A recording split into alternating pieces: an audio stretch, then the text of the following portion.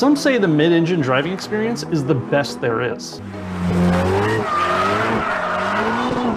And it's easy to see why. All that extra weight in the back giving you extra traction and handling, and there's no back seats. No lugging around your freeloading ass friends. It's easy to see why brands like McLaren, Ferrari, and Lamborghini love the layout. And good news, you don't have to spend Bugatti Chiron money to live the MR lifestyle. So what are you waiting for? I'm the Squid, and I'm about to show you some of the cheapest MR cars money can buy. So without further ado, let's go.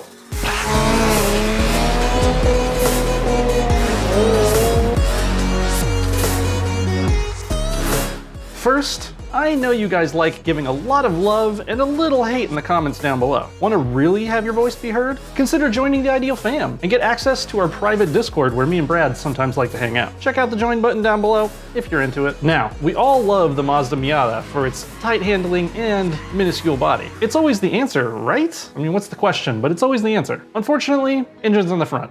I guess that's it then. It's not gonna be the answer this time. So we're gonna give you the next best thing. Let me introduce my friend, Mr. 2. This classic JDM superstar that came out around the time of the RX-7, the Supra, the NSX, was immediately named the baby Ferrari. Tiny baby Ferrari, like a little tiny little guy. And that was because of its engaging driver's feel and mid-engine configuration. And it didn't hurt that most of them were sold in red. With styling that would make anyone in the opposite lane do a double take, I mean, from some angles, this thing is downright gorgeous, and you can see why it's a baby Ferrari. It had little side vents, it had a wing, and the best thing is it had pop-up headlights, which you know I'm a fan of. When their little headlights pop up, they're just so cute. Sorry, manly things now. Now our pick is the second gen MR2. You could get it with a naturally aspirated 2.2 liter, making a respectable 130 horsepower, especially when you consider that this car was basically the weight of a Miata. But you know we're not here to talk about respectable. We want the MR2 Turbo, featuring the 2.0 liter 3S GTE, making 200 horsepower, which gives it a 0 to 60 time of 6.1 seconds, which back in the 90s was pretty good, especially for something this cheap. Now the MR2 is not as cute as a kitty. Now the bad news is, the MR2 is pretty rare, so it's gonna be pretty hard to find one of these that's not imported. And getting a turbo, well, that's gonna be even tougher. However, getting a naturally aspirated MR2 is still a great idea. It's an amazing driving experience, and you'd be hard pressed to use even the 130 horsepower it came with. And power and performance is only an engine swap or some bolt-ons away, which makes it a really fun project car. Now, if I've sold you on the MR2, you can get a naturally aspirated one, like this red right-hand drive MR2, for 8.5 grand. But of course you're asking, what about the turbo? It's gonna cost you just about twice that. We found this white one for about 17 grand. And for what it is, a super light, iconic 90s JDM car, it's actually a pretty good deal. But maybe you're thinking, the MR2 is a little fat and heavy for me. First of all, you're an insane person. And second of all, you're probably thinking of the Lotus Elise. A two-seater, rear-wheel drive, mid-engined, classic British roadster with neck-breaking good looks. I mean, this thing looks like an exotic car. And a driving experience that is unmatched by almost any car on the road. Owning an Elise will draw attention no matter where you go. I mean, it helps that they all come in like really bright colors too. The Elise is powered by a Toyota-sourced 1.8 liter four-cylinder, pumping out a massive, insane 190 horsepower. I know, that may not seem like a lot, especially when you hear how much these cost. But keep in mind, this car weighs less than 2,000 pounds. So those 190 ponies can rocket this thing to 60 miles per hour in 5 seconds. And thanks to its lightweight, the Elise can cut through corners like nothing. Traction is nearly unlimited in these, so it's pretty easy to keep the momentum up, even with that middling little four-cylinder. And the best part, unlike all the exotic cars that this looks like, it is powered by a Toyota power plant, so it's probably pretty reliable. And working on the engine is probably as easy as working on a Corolla in your driveway. Except you gotta like get in the back of the car. It's gonna need to get like a stool. It's a lot harder actually. Now the bad news. Or the good news, depending on how you think of it. A decent example of a used Lotus Elise is gonna come in around $30,000. I know that's not cheap. For what it is, to drive something this attention-grabbing with this much performance and reliability, $30K is actually not a bad deal. And the best part is prices on these are looking like they might go up a little bit. So it might actually be a good investment. Now, let's get back to talking about pop-up headlights. Coming in with our oldest car on the list, you have the Porsche 914. This little German fella made its debut at the Frankfurt Auto Show in 1969. Nice. and was a joint venture between the German giants Porsche and Volkswagen. The 914 was developed to stand up to all the little British roadsters running around Europe at the time, with a mid-engine, a convertible top, and pop-up headlights. This little German with a big butt was offered with a variety of engines, but pretty much all of them were underpowered. And if you're looking for a used one that's pretty cheap, you're probably going to be stuck with something that has less than 100 horsepower. But good news, performance is just an engine swap away. That's easy, right? Swapping an engine in a Porsche? It's a great project car, and it's soon to be a great collector's car as well. It's a 70s mid-engined Porsche. That certainly sounds expensive, right? Well, good news, it's not. You can own this piece of German history for less than you think. Like this white 1.8 liter we found for 11,000 bucks, which is a pretty good deal because these can get expensive really quick. Good examples of these can range from $30,000 to well into the six figures, which is a lot of money to pay for an old German car. So how much would you pay for a newer German car? Like, let's say the 986 Porsche Boxster? The now much maligned Porsche Boxster debuted in 1993 at the Detroit Auto Show as a prototype, and since its launch has consistently been at the top of the list in handling.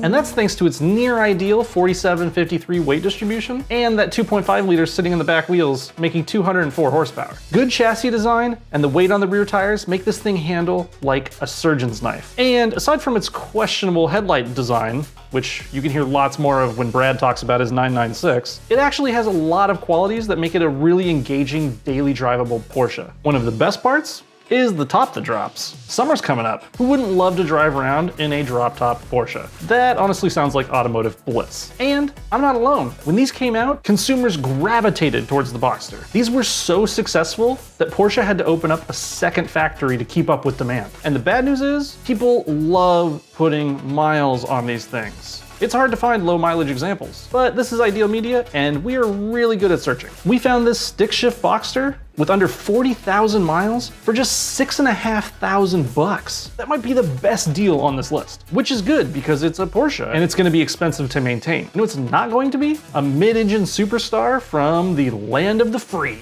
That's right, no mid-engine list is complete without the Pontiac Fiero. The Pontiac Fiero was the first mass-produced mid-engine sports car made in the US. But unfortunately, this sporty, two-seated Sprite fell short when it came out, thanks to its penny-pinching development. Instead of setting the world on fire by giving the Fiero a decent power plant, Pontiac decided to give it a little puny four-cylinder with less than 100 horsepower. That's not very American. It really gave the Fiero an unwelcome and really laid-back driving experience. Luckily, GM had a change of heart later on and threw a V6 in there with 140 horsepower, and that's the one you're going to want to buy. And you probably don't actually want to buy them because the Fiero kind of went up in flames, literally. Like they actually caught fire, which destined the Fiero to be a long forgotten American car name, except for all those dudes who made a bunch of fake Ferraris and Lamborghinis out of them. Now, if you're still feeling Fiero at heart, you can pick up a clean example of like a 1985 for around 10,000 bucks. And if you're willing to put in a little elbow grease and aren't afraid of a little bit of a electrical fire, you can pick up one for like 4.5 grand. I found this one for $4,500 that may or may not kill you. Okay, maybe the Fiero isn't an ideal deal, but what starts with an F and definitely is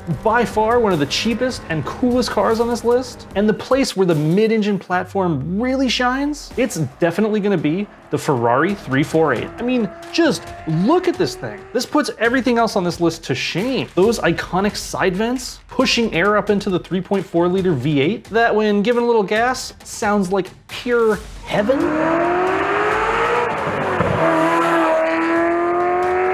God damn, that thing sounds incredible, or at least it does whenever it's running. Which, given that this is a 30-year-old Ferrari, is gonna be pretty rare. But even sitting broken down in your driveway, the Ferrari 348 still has stunning good looks. And best of all, pop-ups. That's right, this list has like the most pop-up headlights of any list of all time. Now, once you do get it running again, this famous Ferrari has performance to beat. You of course get that razor-tight mid-engine Ferrari handling and 320 horsepower that propels this prancing Italian horse to 60 miles per hour in just 5.5 seconds.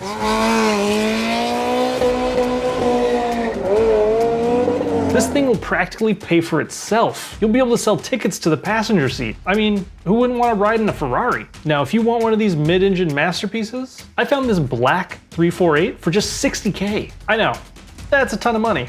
But keep in mind, you're buying a classic Ferrari with proper Ferrari sound, speed, and style. But you're also getting Ferrari reliability. And 60,000 bucks is a lot of money. So what's a more reasonable option, you might ask? Then you, my friend, might want to consider the Audi R8. Sitting over those rear wheels is a 4.2 liter V8 that makes 414 horsepower, or a screaming 5.2 liter V10 that pumps out an insane 520 horsepower.